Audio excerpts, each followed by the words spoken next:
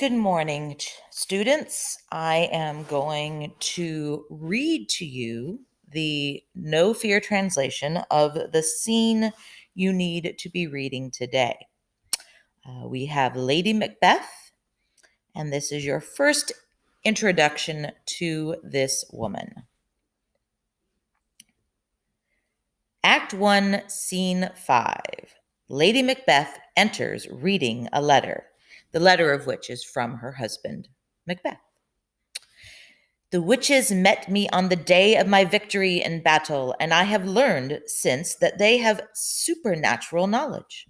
When I tried desperately to question them further, they vanished into thin air.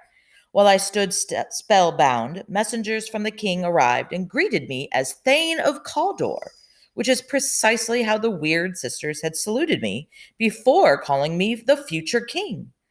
I thought I should tell you this news, my dearest partner in greatness, so that you could rejoice along with me about the greatness that is promised to us. Keep it secret, and farewell.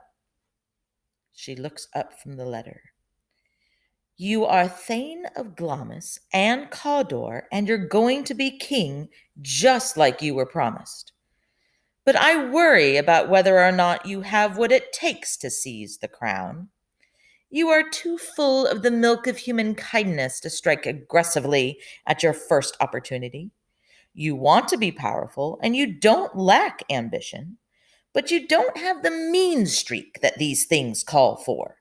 The things you want to do like a good man.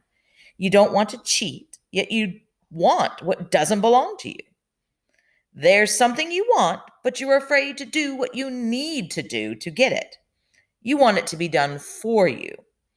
Hurry home so I can persuade you and talk you out of whatever's keeping you from going after the crown. After all, fate and witchcraft both seem to want you to be king. A servant enters. What news do you bring? The king is coming here tonight. You must be crazy to say that. Isn't Macbeth with the king? And wouldn't Macbeth have told me in advance so I could prepare if the king were really coming? I'm sorry, but it's the truth. Macbeth is coming. He sent a messenger ahead of him, who arrived here so out of breath that he could barely speak his message. Take good care of him. He brings great news. The servant exits. So the messenger is short of breath like a hoarse raven as he announces Duncan's entrance into my fortress where he will die.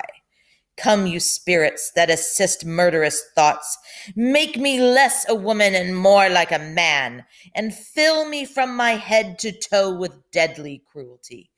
Thicken my blood and clog up my veins so I won't feel remorse, so that no human compassion can stop my evil plan or prevent me from accomplishing it.